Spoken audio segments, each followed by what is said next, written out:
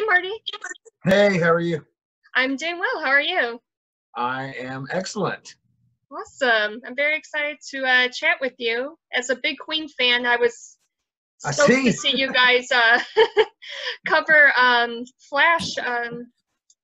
And I think it's refreshing to see a band cover a Queen song other than one of their, top three hits. So That's what everybody said. Not, I don't understand. To me, Flash Gordon was the greatest thing they ever did. yeah, it's definitely, what some people would consider a cult classic. So Absolutely. My brother and I, and we forced it on the rest of the band members on tour. We would always put Flash Gordon in late at night, and they knew it was time to go to bed when Sean and I started watching Flash like crazy.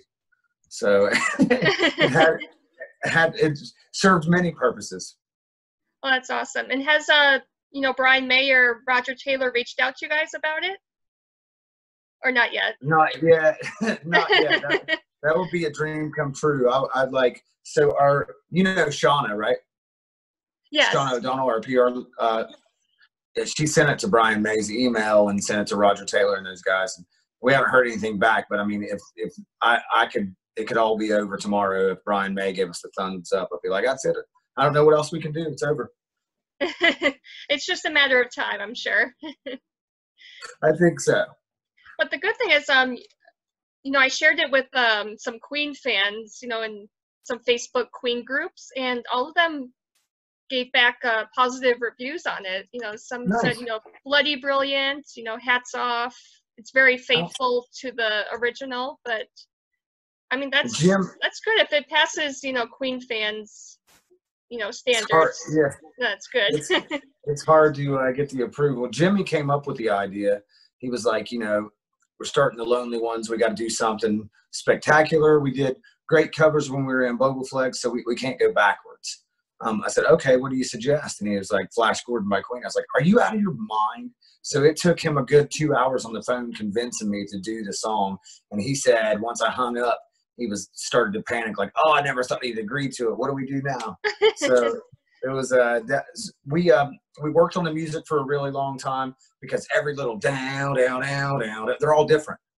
And we didn't want to, just make them all the same. We wanted to stay true to the original. So that took a little time to get down. And the music was definitely interesting and challenging. But the vocals were like, what are we going to do? So, but that was the cool part, was like, once we started doing the vocals, it took about 5 minutes of, okay, you're on this harmony. This is your strong area. This is you're the mid range or the high in this. And it took us probably about 5 minutes before I was like, oh, we might be able to pull this off. So we did it all a cappella in the room, like, okay, you this, and Flash. I was like, oh my God, we might be able to do this. So it started to come together, and the stress level started to go down a little bit, not totally, but it was definitely one of those things where I was like, we might be able to pull this off. And then when it was all finished, we were all pretty proud of it. Yeah, it came out wonderfully. So I have to, give kudos to you guys on that. And I also love your 2 debut singles as well, Eternal Sadness and The Lonely One. The melodies are great on that, killer songs. And I have to say the music video for Eternal Sadness was well done as well. Thank you. My good friend Keith Williams, who we do a lot of work together, he lets me direct the videos and just follows me around and just lets me do my thing. And sometimes it's quite insane. That video shoot was done in 48 hours straight, and everybody that worked on it were super cool and just let me do my thing. And like, sure. I mean, everybody had suggestions and stuff, which is always great. But they just kind of were like, it's in your head, let's do it. And then they went 48 hours straight with no drugs, no alcohol, and just turned out pretty good, I think. Yeah, the guy who plays, I don't know if you would call it a demon. Yes. Whoever you got to play that, he's creepy, but I think he really adds to the message of the song. He is one of my high school best friends who should have been an actor. And same thing, like with Keith letting me do my thing, he was like, what do you want me to do? I was like, just be yourself. And he was. And he would say, should I do this or should I do that? I was like, just do your thing. And he was so good at it. I was like, you missed your calling, man. You should have went to Hollywood and been a professional creep. Well, maybe this is where he gets his start in Hollywood from the music. I think so. Yeah, the part where he kind of creeps out of the bathtub. I was like, yeah. oh my gosh. I mean, that kind of goes to show you that, you know, sadness can follow you anywhere. That's the point of the song is, you know, like at the end when the angel comes through, it's like there's that hope. But it's, you know, people that deal with depression and mental health issues, it's a constant battle. It never goes away. Some days are good, but it rears its ugly head from time to time. And, you know, that was kind of the message that we wanted to get across. And then my girlfriend, she came up, she worked for the National Helpline, the suicide hotline. And she was like, if you put that at the end, you know, to let some of your fans know that, because, you know, it seems pretty obvious that there's a number for that, but some people just don't know. I didn't know until I met her, and she was like, that's what I do for a living, and people call. And she's like, if you put that to the end, that could potentially help, you know, some people. And we got a lot of, it was her idea, so I can't take that idea. I wish I could. I would steal all the ideas and say they were mine. But we got a lot of people were really appreciative that number was at the end, and it was a really cool thing. So thank you, Bree. Thank you very much. Yeah, that's definitely a good reminder for people, and you know how many lives you might save just by putting that number there. So yeah, that's a good idea that she came up with. She's pretty crafty, that one. Yeah, that's awesome. And yeah, I wanted to talk a little bit more about what you guys have coming up for the rest of the year. I know it's hard to say because of this whole coronavirus thing, but do you guys have anything in the works? October. So we played our first show last night. Oh, how did that go? It was great, actually.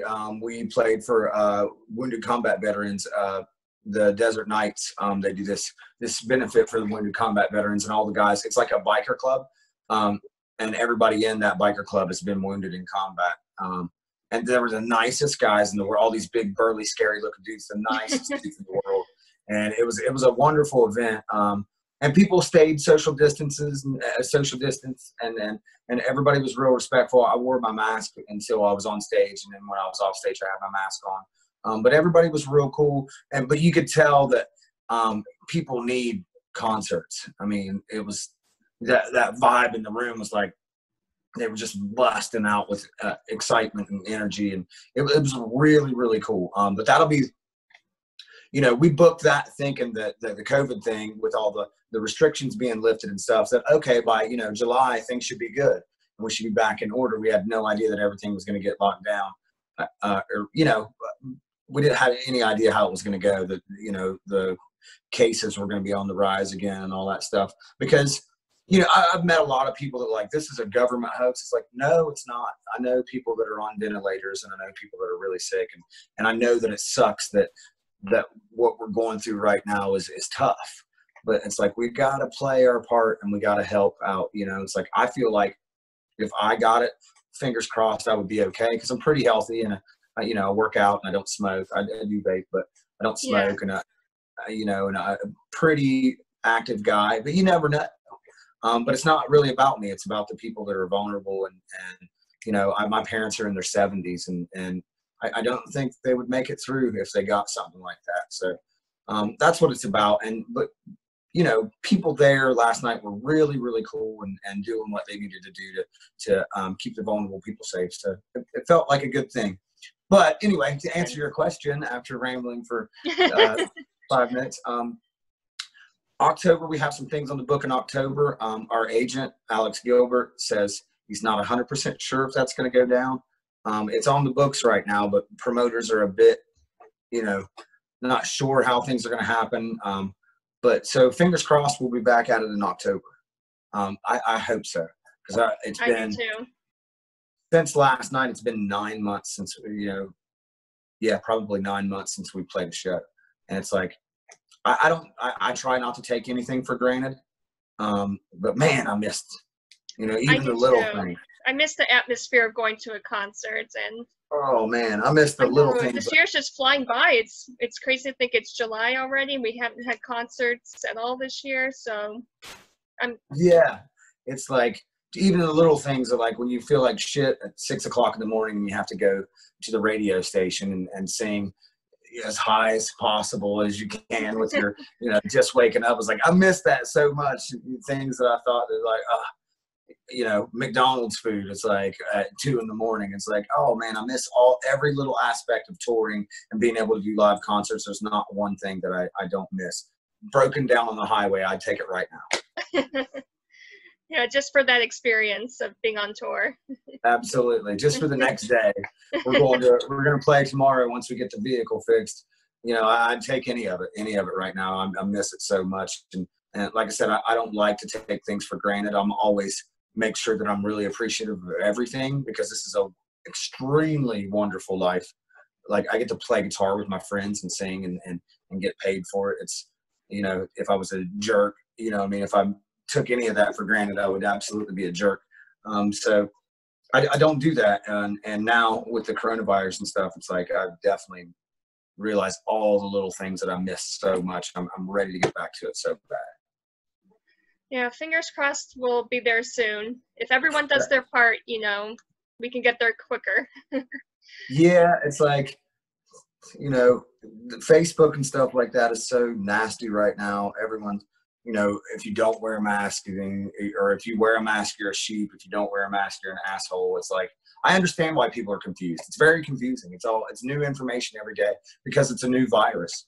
And who would have thought in 2020, you know, 2019, 2020, that we'd be dealing with a global pandemic? I mean, it's happened in the past, and that's, you know, how you see it is, oh, that's history. It's like, no, it can happen again, and it's happening right now. So tougher generations, you know, generations in the past have got through it, and I think we will too. I mean, I know we will. I'd like to hit the fast forward button and you know, everybody put their masks on. Yeah. And I got a cool mask. I have a really cool, I got one last night. A friend of mine made me a Lonely Ones mask. So I'm not too bummed about wearing it now because it looks super cool. Oh yeah. If you get something cool, then, you know, it makes it less of a pain to wear. So I wear all black. My hair's black, and I have on my sunglasses with my black mask. I look like a pretty cool supervillain. Look like a tough guy. Badass. I walk into the grocery stores and everyone's looking at me like, who's that vampire looking dude? And I'm like, totally fine with that. That's cool. Yeah, I mean, a lot of bands are making merch, you know, with masks. You know, that's, you know, a good way to get people to wear one. And I think that kind of eases the, you know, if your favorite band has masks, it kind of eases people into, okay, maybe this isn't a bad idea. I hope so. I was in last night, like I said, I was wearing the mask and everything, and there was a guy that was drunk as hell, kept getting up in my face, and he was like, well, it's all a hoax. It's all a hoax. And I was like, I'm going to go with the scientists over the guy that is missing 5 teeth in the front of his head. Not to be a jerk, but I generally go that way. I would think the same thing. I generally trust the guy with the PhD and the 10 years of schooling, at least over the guy that, you know, couldn't do small circles. Teeth. Yeah, couldn't do small circles in his mouth twice a day. That's funny. So I want to talk a little bit about when you were growing up, you know, what was your first introduction to rock music, and, you know, the musician that kind of influenced you the most to pursue it? So growing up, one of the coolest things ever was my father played bluegrass, and he would have these huge jam sessions in the living room, and people would come from all over, and there'd be, you know, fiddle players in my living room and stand-up bass players, and they would all sing and switch instruments, and there'd be, you know, these glorious female vocals coming from one side of the room, and so that was the first thing that turned me on to music. I mean, I was tiny. There's pictures of me running around. This just doesn't say much good about my parents, but me running around. Pepsi used to come in glass bottles. I remember that, yeah. Yeah, so there's pictures of me and my diaper with a big glass bottle of Pepsi. It's probably why I'm addicted to Diet Coke right now. But with these guys playing, and it was my oldest memory of music, and I would stand in the middle, so I'd be surrounded by it. And it was this feeling it gave me, like, you know, the bass is over here, the acoustic guitar is over here, the vocals are coming from behind me. It was this big quadraphonic sound when I was a kid, and it blew me away. And I just wanted, it was a huge celebration for me every time he would do these jam sessions on the weekends. And these weekends would feel like they were years apart. And so that was the thing that I wanted to do. And then I realized as I got a little bit older, I realized how good everybody was. And I mean, you know, these guys, these West Virginia dudes just playing these acoustic guitars, like, I mean, bluegrass picking is not an easy thing to do. So I realized at a young age, like, I probably will never be that good. So let's go to rock and roll. And then Guns N' Roses, I saw Guns N' Roses. I remember the premiere of Welcome to the Jungle. And I was like, that's what I want to do. And it was over. I wore that record out, and then Metallica, I got into Metallica. And then as I got a little older, I got into things like David Bowie and Queen and Pink Floyd. A huge influence in my life was Pink Floyd. And then Tool came out, and I was like, this is the greatest rock band ever. And I had all these moments where I just totally focused on these bands. And you know, the Beatles, it's like the Rolling Stones. Everyone says you're a Beatles fan or a Rolling Stones fan. I can't pick one. They're, you know, I had all these great records. And my dad had a big record player and huge amounts of records everywhere. And it was just something that I still do to this day. I still put on my headphones. I don't do the little iPod things. I do the big, huge headphones so I can hear the bottom end. Everyone says, the younger guys in the band, like, why do you wear these big headphones for? Because I can get lost in a time where nothing, you know, put those headphones on and listen to music, and I'm gone. I still do it. Like, it's almost like my soul leaves my body, and I'm inside the music. And I got to thank my dad and those guys that jammed in the bluegrass sessions for engulfing me in music. And that's what I've done ever since. I mean, I wasn't a good kid. I skipped school to rehearse, which doesn't sound very exciting. I didn't drink and smoke weed and shit. I go skip school and go up and make my friends skip school. And when my parents were at work, we'd be jamming in the garage, and the neighbors would call and go, Martin didn't go to school again today. And they go, how do you know? It's like, well, because we heard him blasting out of the attic at, you know, 10 in the morning until 3 o'clock. Sounds like something out of a movie, you know, when those, back in the 70s, when kids would, you know, play in their or not the basement, but the garage. Yeah. With and their that's bands. the wonderful thing about growing up in West Virginia was everyone was super cool. They would let us play all day and all night terribly. And then, you know, as the years would go on, they'd come over and say, you guys are starting to get better. You guys are starting to, that song's actually starting to sound like a song. And people were so supportive and so cool that, you know, they wouldn't even call the police on us. And if the police would come by and watch us practice when we were younger, and they're like, all right, that song's, can you play something other than Knocking on Heaven's Door, though? Yeah, we're working on it. That's cool that you kind of had that small town feel where everyone knew each other. Absolutely. I could hit, so Tommy and I, drummer in the Lonely Ones, Tommy, I've played with him since I was 11 years old. And I could hit his house I could hit his window with a rock from my back porch. Oh, wow. So I've known him since, oh man, we used to smoke cigarettes on the railroad tracks and hide, and we would rehearse and play music every day. And while everybody else was going out and doing cool things like getting girlfriends and stuff, we both knew, like, we'll get the girlfriends when we start to sound good. Exactly. And we did. Stick the musicians, right? Yeah, we did. It's true. You can date way out of your league if all you have to do is shine a light on you and put a guitar on. You can date way out of your league. It's ridiculous. It's not fair. Meanwhile, those other guys getting girlfriends, they peaked in high school and that's it. now they're selling cars and got a gut and not really happy. Still talking about football. We're still playing music and riding around the country and having the time of our lives, which is bizarre because I remember being younger and people saying, oh man, you got to have a backup plan. You got to have a backup plan. And I would say, well, if you want to do something great, then you jump off the cliff into the water. You don't dip your toe in. And it was scary. I was like, oh, maybe I'm wrong. Maybe I'm totally wrong. I should have had a backup plan. And there's still times where I think, oh shit. But we've been able to do some really incredible things by just being crazy people. Just like, okay, we'll go eat, you know, we'll have McDonald's hamburgers on the road. That's what we used to do, is get a $1 menu and we cut the hamburger in half. Go, here's your half, here's your half. That's our $4 that we had allotted for the week spent. So and we did that for a while, and then we got to a level where we got into catering, and there's shrimp, and there's, you know, chicken cordon bleu and all that shit. And so, you know, we got to a point to where it was like, oh, this is a real thing, and we're actually we have a career, and you know, we can pay our car payments and our house payments and all that stuff, and to think about these kids in West Virginia in a garage to where we are now, which we're kind of in a different spot now with the Lonely Ones. It's kind of a little scary again, like what the hell's going to happen? Because you know, Bogaflex, we were solid. We could tour anywhere we wanted to. We could tour all over the world, and we could, you know, do whatever we wanted. It was amazing. But you know, with the Lonely Ones, there's a little bit of, there's excitement, but there's a little bit of like unknown what's going to happen. But you know, it's the same four guys, and we know how to do it. So we'll see. I'm ready. I'm going that way.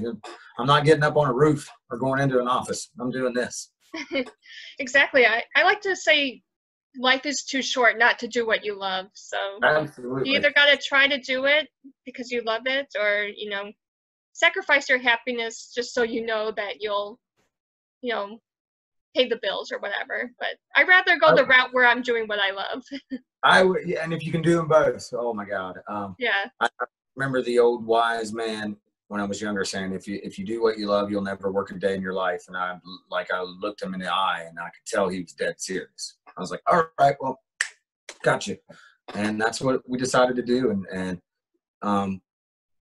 not to be cliche, but you know, it doesn't really feel like we worked hardly at all. I get to joke with my friends and play music, and it's like, even if we're tired, it's still pretty fun. You know, this whole coronavirus thing is probably giving you guys more inspiration for writing and, you know, being creative. Yeah, we've actually been able to, when it first started, I remember it being so, like, we were at rehearsal. Well, we got the album done.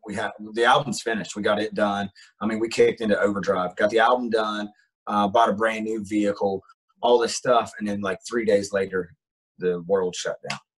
So it was like, oh shit.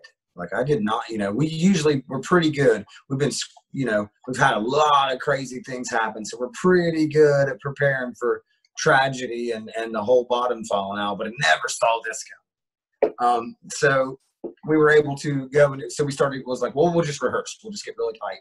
And then all of a sudden our governor, cause I'm in Ohio, our governor DeWine comes out and, you know, everything's going to be locked down, you know, restaurants, bars, all this stuff, wear a mask, stay away from people, stay in your house.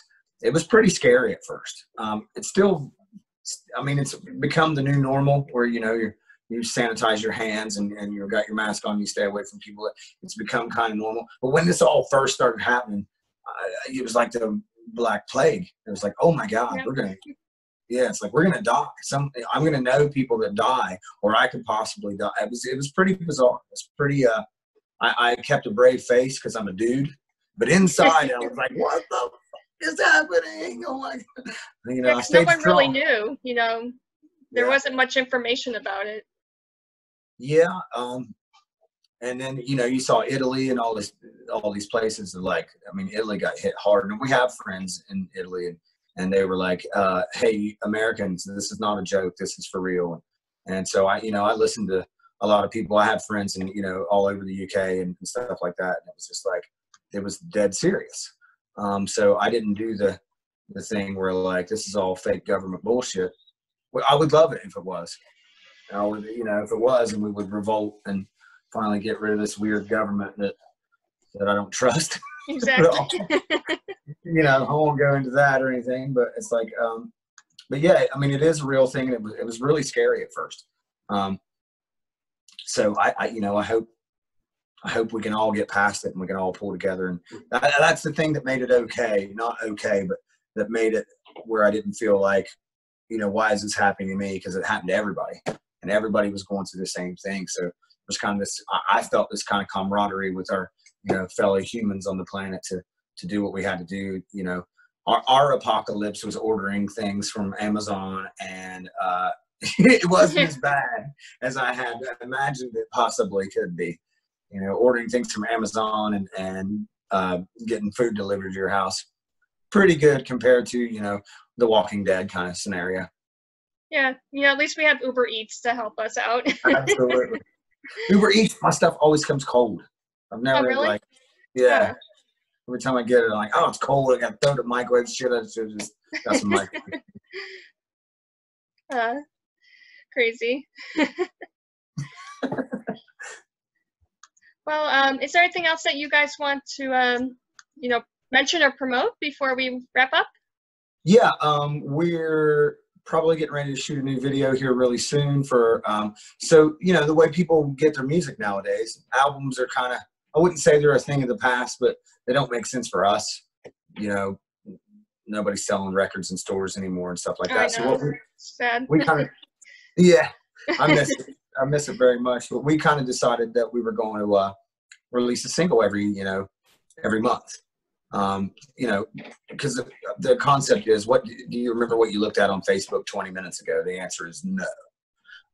Yeah. So to stay relevant these times, and people, you know, it kind of feels like you stay in the public eye more if you release a single and a new video every month, and people are kind of waiting on it, or if people kind of, oh yeah, I forgot about that band.